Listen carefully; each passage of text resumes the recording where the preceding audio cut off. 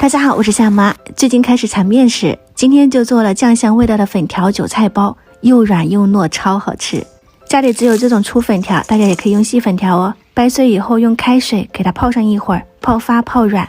再来准备一些韭菜，切成碎末，放入碗中，加一点食用油，搅拌均匀，这样就不会出水了。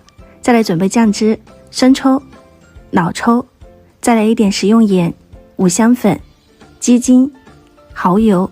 最后加入食用油，搅拌均匀就可以了。这边粉条也已经泡好啦，一小把泡出来这么多，放到案板上面给它剁碎。想要做出来的粉条馅料好吃，一定是要加上酱汁拌均匀，入锅熬上5-6分钟，熬得软乎乎的，酱香味十足就可以出锅啦。稍微给它摊凉，再放入韭菜，拌均匀，馅料就准备好啦。我们现在开始来和面。我准备的是普通面粉，也就是中筋面粉，大概500克，加入5克酵母，2克泡打粉，搅匀后倒入260毫升的温水，搅拌成面絮状，再倒入猪油或者是食用油，给它揉成一个偏软的面团。